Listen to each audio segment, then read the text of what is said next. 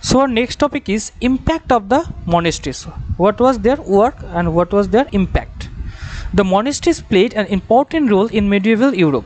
The monks and nuns engaged in social service and spiritual duties. So they was engaged with various kind of social services. They nursed the sick and wounded, taught children, cultivated the land around the monastery, gave food and shelter to the needy. Those people need the facilities, they can able to serve them the facilities.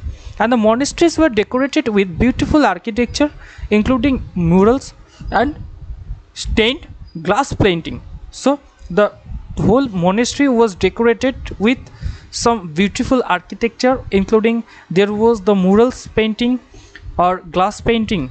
Okay, the contribution of monasteries was particularly profound in the field of education.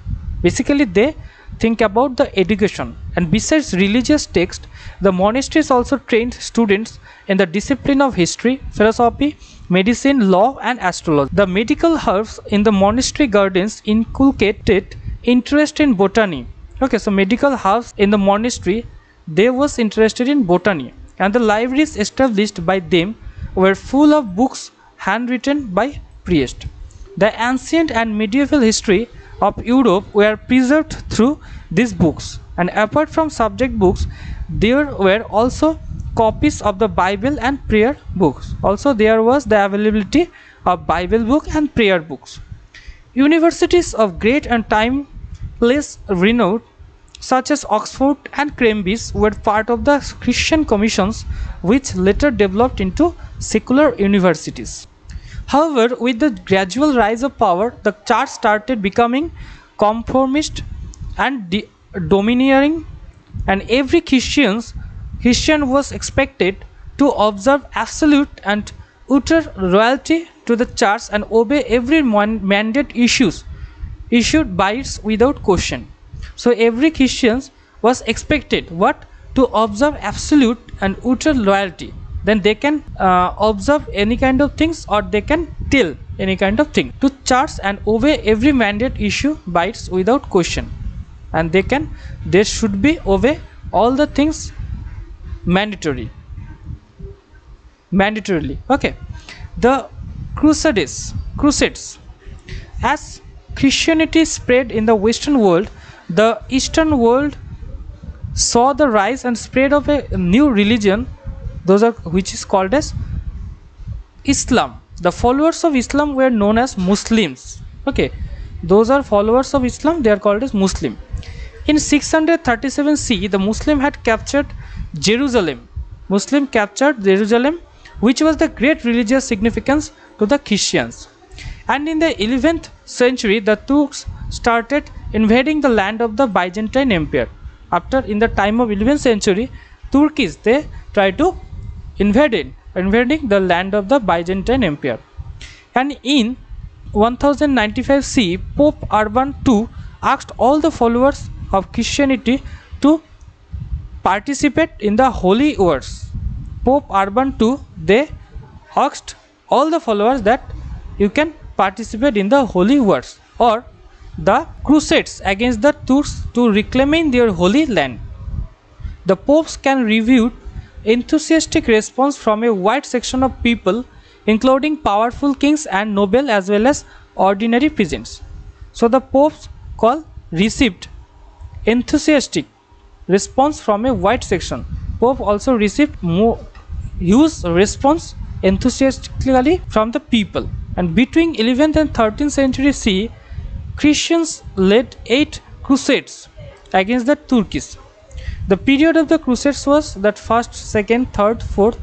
Okay, and next is impact of the crusades. Though the Christian crusades could never decisively win control over Jerusalem, the crusades opened the door for both economic and cultural exchange between the Christians and the Arab world, which was to continue for centuries. So, though the Christian crusades could never decisively win control over Jerusalem, they could never win the control of Jerusalem, and the crusades opened the door for both economic and cultural exchange between the Christians and the Arab world, and which was continued for centuries. Okay, so at first crusade able to open the door for entering in this sector, and the Christians were deeply imposed by the splendor and the learning of the Arab world.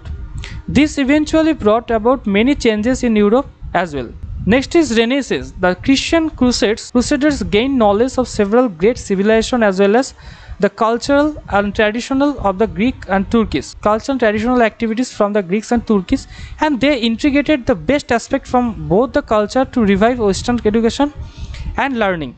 And this ushered in the era of Renaissance, and the period of Renaissance witnessed a revival of classical Greek and Roman literature, and which in turn inaugurated modern age in Europe, and this turned a inauguration of modern age. So the Renaissance was very important for that time, and with this Renaissance various new activities are happened. Trade and commerce. What was the situation regarding trade and commerce? That crusades introduced the Europeans to the opulent lifestyle of the East, and they developed a taste for finer things and luxurious lifestyle of the East, and European merchants established direct trade links with the East and other parts of the world. So European merchants established the direct link with eastern part of the world and other parts of the world.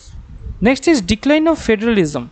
The knights were the most powerful and wealthiest of the military order in Europe during the crusades. Okay, in that time of crusades, when the condition of the country is not so good, in that time knights were the most powerful and wealthiest of the military.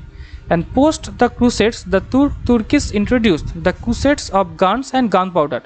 They introduced gun and the gunpowder, and this rendered the service of the knights useless and led to the fall of the feudal lords, and who were in power during this period. Centralization of power. With the decline of the feudal lords, the kings gained more power and became the authoritative figure. So centralization of power, that with the decline of the feudal lord, when feudal activities are declined, that in that time, from that time, kings gained more power and became the central authoritative figure. Okay, they was the central power, stay as a central power, and the merchants class too became wealthy and gained power, and they started demanding the establishment of proper law and order in the cities, and they also provided abundant funds to the kings, which furthered the decline of the feudal power. So they also provide abundant funds to the kings, and which furthered the decline of the feudal power, and in this way the feudal power was destroyed.